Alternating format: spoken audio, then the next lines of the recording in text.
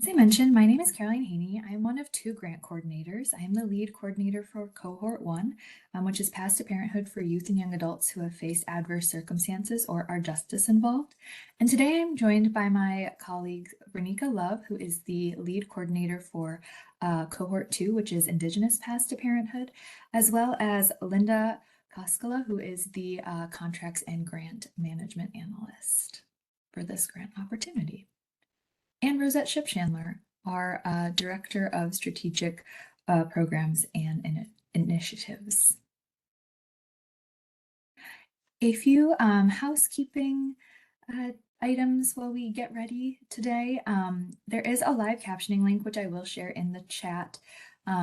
We have CART services available.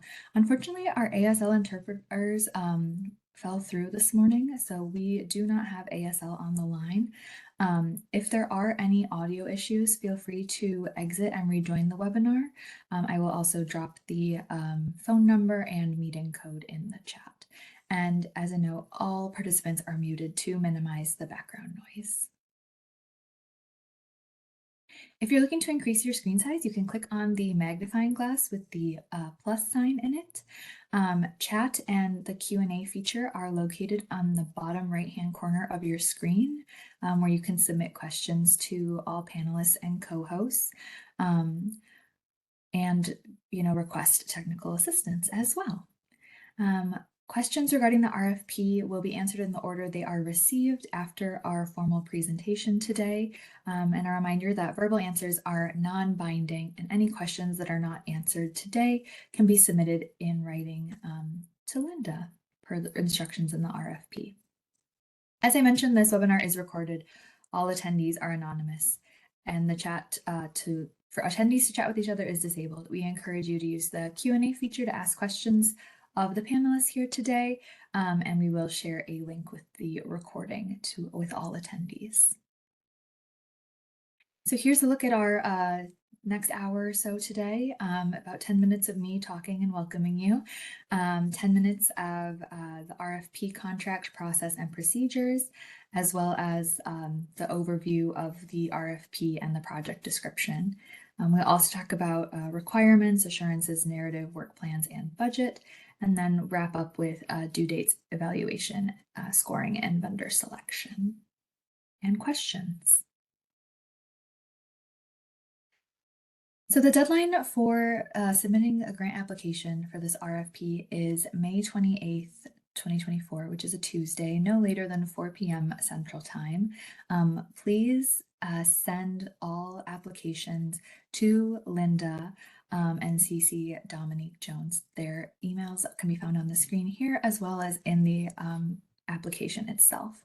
Any questions you have about the RFP can be directed to Linda and Dominique. And a reminder that contacting any other DHS employees may be grounds for disqualification. However, you may contact me if you would like a draft of the curriculum. My email is right there. Please just note curriculum draft request in the subject line of the email. It helps me get to them a little bit faster. And finally, the RFP can be found at that web address. You will also be directed there at the end of this webinar. And with that, I will turn it over to Renika Love to tell you more about the grant and project itself. Thank you, Caroline. We're going to start with the project background. Path to Parenthood is funded through a demonstration grant from the Federal Office of Child Support Services entitled Charting a Course for Economic Mobility and Responsible Parenting. This opportunity will fund organizations to deliver a pilot version of a child support curriculum entitled Minnesota Path to Parenthood to their program participants. The curriculum will educate youth and young adults on the financial, legal, and emotional realities of parenting. Grant eligibility. Eligible grantees include community-based organizations, government entities, and schools who have the expertise and capacity to provide a curriculum pilot project to a pool of their organization's enrolled participants who are ages 16 to 25 and have faced adverse circumstances or have experience with the justice system. justice-involved youth and young adults. Grant applicants must be both located and conduct grant activities within the state of Minnesota. Eligible funding and grant period. 150,000 is available for this opportunity. The Department of Human Services in the Child Support Division will award up to a maximum or up to 15,000 per cohort in a maximum of 3 cohorts. I'm sorry, I skipped. The Department of Human Services and Child Support Division will award up to 10 grants. And for the initial awards, grantees may request up to 15,000 per cohort with a maximum of 3 cohorts. And the maximum for the initial award will be 45,000. If the curriculum is successfully delivered to the initial cohorts and additional funding is available, DHS CSD will offer contract amendments and extensions at 10,000 per cohort due to less anticipated administrative time. Anticipated grant period will be from June 15th, 2024 to September 30th of 2025, with amendments and extensions possible. About the curriculum, who is the audience? The Path to Parenthood curriculum is for youth and young adults ages 16 to 25 who are incarcerated, involved in the justice system, or are facing adverse circumstances, such as traumatic circumstances like transitioning from foster care, substance use, or housing instability, which may increase the likelihood of becoming involved with the justice system. This may also include youth and young adults who are incarcerated in county facilities, correctional facilities, youth and young adults residing in the community who are currently involved in the criminal justice system or have prior criminal justice involvement. Youth and young adults who may be at risk of becoming involved with the criminal justice system. This is a broad group. And the curriculum is for young people who are parents or may not be parents yet. About the curriculum, what is the content? Feedback from youth and young adults, focus groups, and professionals serving them informed curriculum development. The pilot version of the curriculum guide includes 9 90-minute sessions that can be delivered in person, virtually, or in a hybrid environment. Lessons that contain a stated purpose, key components, and key reflection questions. Guidance for facilitators on how to prepare for each lesson, how to set up rooms and technology. Accompanying handouts and PowerPoints. Videos with relevant content. And in this next slide, we are going to show a video that is relevant content.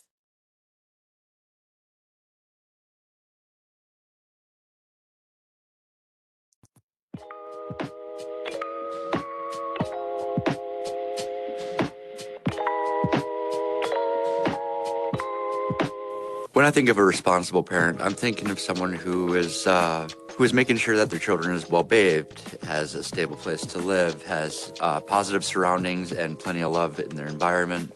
Someone who's always on top, puts their kids first, not anybody else. Their kids always need to be first. Probably making, 3 meals a day, make sure they get clothes, making sure, they're well taken care of before your own needs, you know what I mean? That would be probably a successful parent, in my opinion. When I think of responsible parent, I think it's just any parent who makes sure their kids are straight. Like, it don't have to be materialistic things. Like, you're always there for your child. They can talk to you about anything. When I think of the term responsible parent, I think of someone who is loving and attentive to their child or children's needs, but also someone who tries to anticipate what their child or children's needs may be. What comes to mind for me when we talk about responsible parenting is having a functional relationship with the co-parent. Whether you are in a romantic relationship or not, the priority is the child's well-being and making decisions from that aspect, doing what's best for the young person. To me, a responsible parent would be a parent that does what's in their child's best interest even if they're not getting along with the other parent. I think parents are sometimes inclined to withhold parenting time if they're not getting along with the other parent, but this would be doing what's in your child's best interest. So Lori's view of a responsible parent, or what a responsible parent is someone who is there for the child. Maybe not physically, right? So sometimes parents are unable to be physically with their child, but emotional support, that the child can count on them for what they need, to guide them through life. That's what a responsible parent is to me. Maybe there are some people out there that are ready to be parents, but I think that it's definitely a learning experience.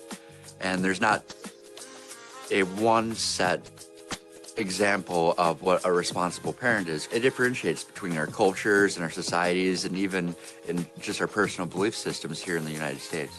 I don't really want to get to be a parent without really knowing how to parent. I want to learn how to deal with all of like the pros and cons about it. How do I learn to be a responsible parent? One of the things I was always taught growing up in Indigenous community is that we go to our elders and we seek that information from them. We bring them our sema and we ask those difficult questions and guidance on that path to parenthood. As a parent, from my experience, what I've learned is being patient with myself first, then with the child, and with the child's mother. Asking questions from other experienced parents. You have to try and fail in some areas. I think, me personally, I learned from TV shows, whether it was Leave It to Beaver, I'm a little older, The Huxtables, different examples of what Hollywood said parenting was, looking at examples in my community of what I thought healthy parenting was. And that was a collage of parenting approaches. Some families were married, some families lived separately in different households. Some people were raised by their grandparents. So intergenerational approaches I think is helpful because our elders have a wealth of wisdom that we can gather. Use a combination of approaches.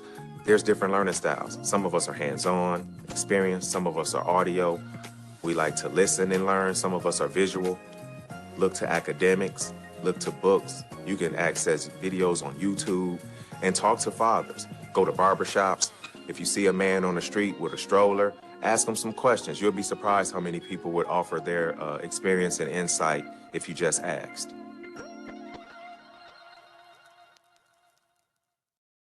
When someone has trauma, you either gotta work through it. It could either shape someone into being a better person or parent for their child, or some people actually relapse and actually do the same thing to their child. From what I've seen, you go on life based on what you were taught. So if your parents wasn't responsible or they wasn't there for you, it's really hard for a person to be responsible with their kids because that's what they learned. So they gonna do what they learned and what they grew up with. I would say that I'm fortunate enough to have taught a responsible fatherhood parent curriculum in a state prison facility. And doing so, I learned a lot about what are the challenges that a parent may face when trying to be a responsible parent or learn how to be one, and you're still within the system. One of the biggest things is access to your child. You are limited in your ability to communicate and have these even play dates and homework study sessions that you would normally have. So you have to be a lot more creative in your approach. So one way to stay connected is to write letters to your kids. When my kids were little, they absolutely loved getting mail, right? So write letters, even if it's just a couple words or a picture, and send those to your children. Another way is phone calls and talk to your kids. Maybe read the same book and talk about that book with your child, or talk about what they're doing in school. Kids do so much better if both their parents are engaged in their school. So take advantage of that. I'll be very honest in understanding that the system is not designed typically to support responsible or healthy parenting. But I think it does take an individual's desire to want to be a responsible parent, to want to be a loving parent to overcome that. So I give all the kudos in the world to any parent who wants to be a responsible parent. That's a huge step in the right direction, and they deserve all the support that they can get to do that.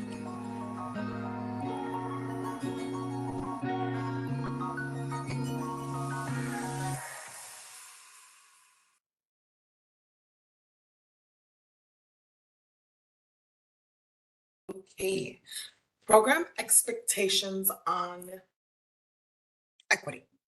Your organization must have demonstrated and continued efforts that promote diversity, equity, and inclusion.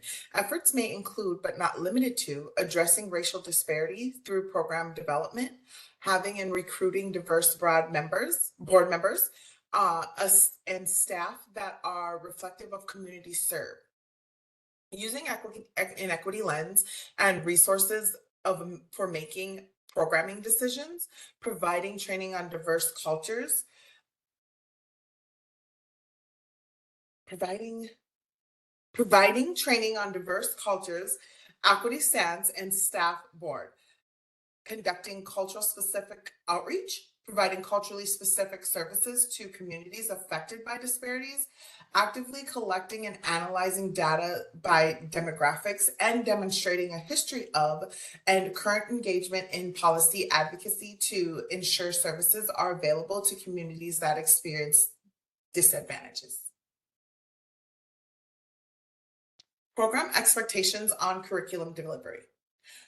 Recruit 8 to 15 participants per cohort, 12 is ideal. Secure a suitable place and technology and purchase supplies. Deliver curriculum to 1 to 3 cohorts during the grant period. Deliver 1 to 2 sessions of the curriculum per week and complete each cohort within approximately 10-week session or period, excuse me. Deliver sessions concurrently or consecutively during the grant period. Be prepared for potential modifications to the pilot curriculum and provide requested accommodations, including American Sign Language interpretation, captioning, and language interpreters. Curriculum facilitator qualifications. Provide at least 2 facilitators to receive training and deliver the curriculum. Facilitators may be staff, subcontractors, or volunteers who have experience working with justice-involved youth and young adults, experience working with culturally diverse groups, completed training and facilitation, teaching, or has a track record of successfully facilitating educational or supportive group sessions with youth. Experience working with youth who have experienced trauma and competence with trauma-enforced approaches. DHS Child Support Division will provide training that includes introductions to other facilitators and staff background on the curriculum and topics, facilitation practice and evaluations. Session 1, an 8-hour in-person.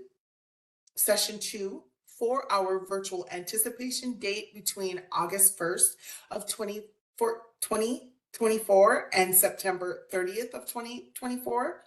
And session 3, a 4-hour virtual. Grantees will participate in regular learning, video calls, conferences with the state, University of Minnesota Prevention Research Center, and other grantees. This will approximately happen every other month. And curriculum evaluation. The University of Minnesota Prevention Research Center will evaluate the curriculum during this pilot phase and to assess changes in participant knowledge and attitudes to the identified changes of the final curriculum.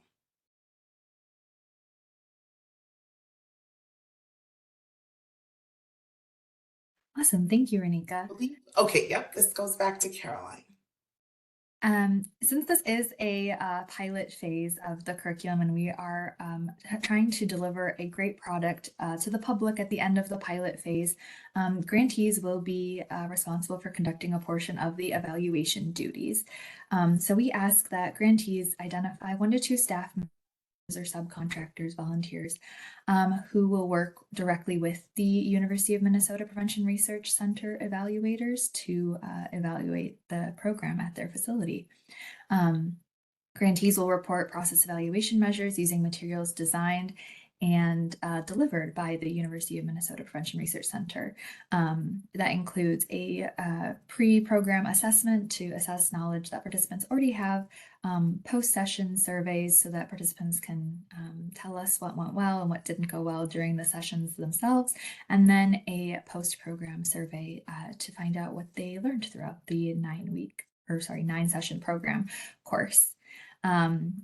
You may also need to provide additional time for participants to complete these surveys at the beginning or end of each session. Estimated completion time is about 10 minutes. Here are some financial considerations when completing the grant application. The grantee may request a billing or payment period that is either monthly or quarterly. There is a space on the budget to indicate your preference, so please make sure that you do that when you submit your application. Food expenditures may also be requested. However, the state must seek approval from its federal partners before it can officially approve any funds spent on food by grantees. And please review the rules and restrictions regarding subcontracting and travel within the RFP itself. Applicants also have an opportunity to request advance funds for up to 10% of the total budget. They must provide a written justification for the request and note the request of advance funds within their budget. And with that, I will turn it over to Linda.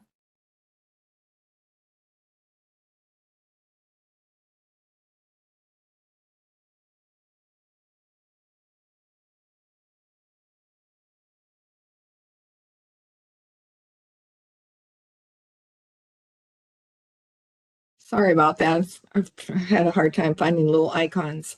So the submission requirements are to email the document to me in Word and CC to Dominique Jones.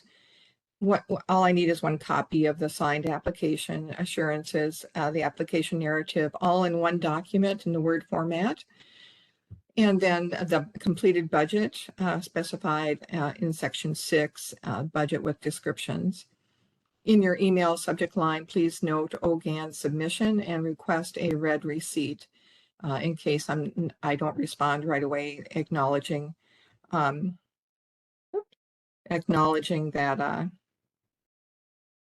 I did receive it, so that you'll know that it came through okay.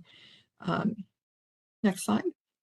Applications have to meet the following criteria to be forwarded for further consideration and review. They have to be received by email by the required due date and time. Late applications are not accepted. The grant application and applicant has to meet the minimum eligibility for the grant. And the application document itself is complete and includes the signed application and assurances. And the application has to be signed and dated.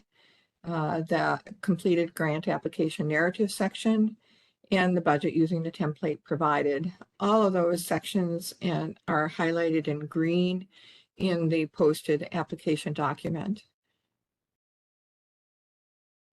And here's an image right from the application that shows the screening and review process in the phase 2 of the scoring. The points assigned to each section, pay attention to those. Organizational description and statement of need, 15 points, capacity, 10 points, facilitator qualifications, 10 points, equity considerations are 25 points, and then the work plan is 20 points. And that is going to be scored, divided by calling out points, additional points awarded for the number of cohorts that you can provide in the pilot. And then of course the budget is 20 points for a total of 100 points. Here's a picture of the from the application, the cover sheet and assurances. Here's the green highlighted areas that must be completed. That will help guide you through the document as you complete it. So make sure that you don't miss any of the green highlighted areas and that you complete it fully. And that starts on pages 15 and 16 in the document. The assurances are on pages 16 to 27. And then please do make sure that you sign and date on page 16. The grant application narrative, page 28 is where that starts. And then there are specific questions for each component that is scored that you need to pay attention to and respond to in the application.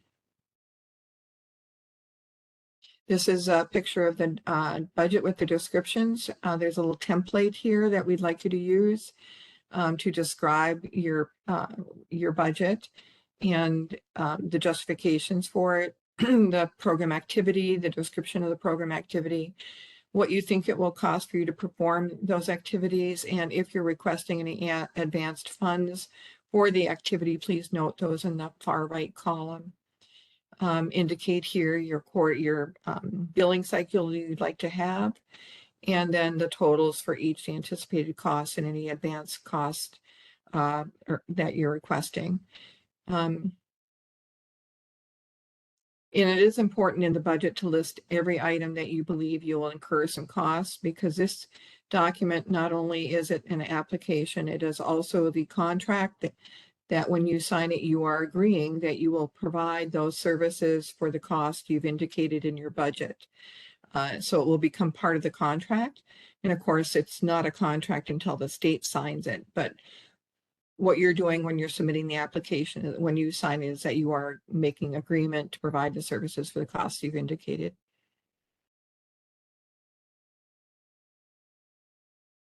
Excellent. Thank you so much, Linda.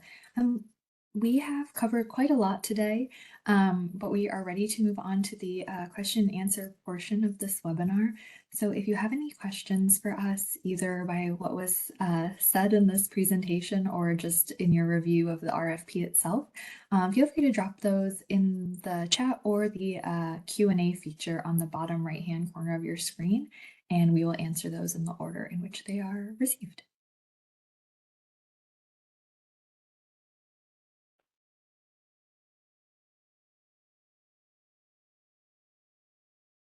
All right, I have one question here, so I will begin with that. I'm just going to read it. Would it be allowable to recruit youth, primarily youth of color, as co-facilitators or mentors of the curriculum?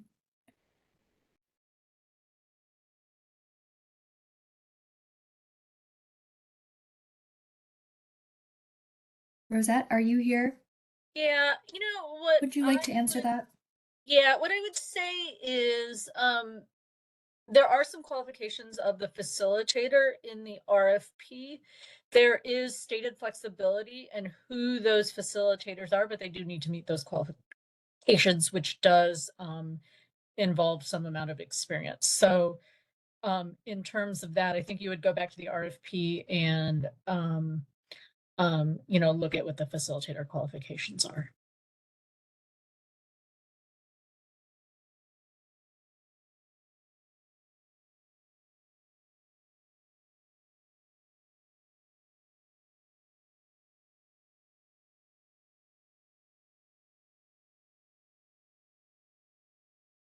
Thanks, Rosette. If there are any other questions, feel free to drop them in the chat or the QFA questions, or sorry, Q&A feature at this time. Is there an FAQ page on DHS for me to review?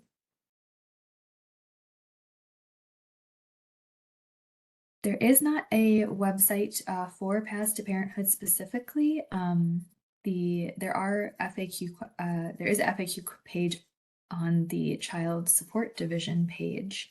I can drop that link in the chat. However, if you're looking specifically for something regarding Paths to Parenthood, that resource does not exist at this time. I would say reach out to Linda with your questions.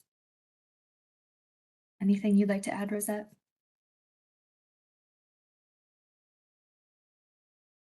Yeah, if the person wants to drop a little bit more detail about what they are looking for, I think that might be helpful.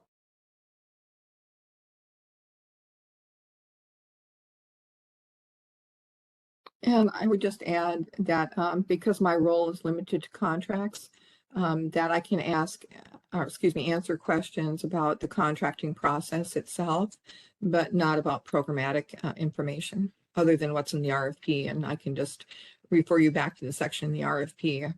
But if you have more in-depth questions, I'm sorry, I can't answer those. Yeah, and I would say if you haven't received requested a copy of the curriculum, I would really do that. It is kind of designed for a facilitator to take it and like honestly just work off the document. And so if you're looking for programmatic things, I think the curriculum itself will probably answer a lot of those questions. Excellent. Thanks, Brizette and Linda. Here's another question. Are you anticipating that schools may build this curriculum into a new or currently established class, or does it need to be a standalone course?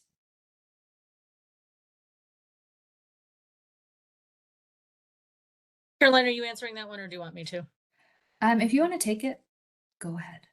I think either way will work. We do have some people already delivering and they are going into like, and so in one case they're going into existing time slots. So I think as much as you can leverage something that already exists, the sessions are 90 minutes. So that's the one maybe consideration with class periods. If you're on block scheduling, that might work. But I think actually if you have an audience, then that is really already helpful.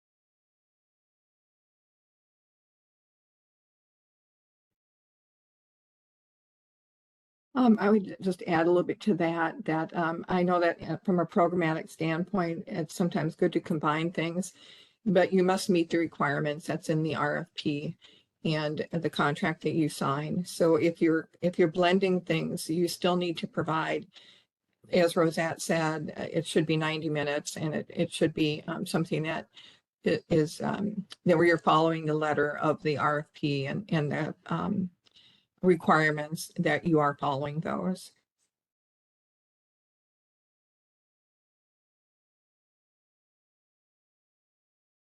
Thank you, Linda and Rosette. These are excellent questions. I'm going to leave a few more minutes for questions here. If anyone has some, can get them in the chat or the Q&A feature. Otherwise, we can wrap up for the day.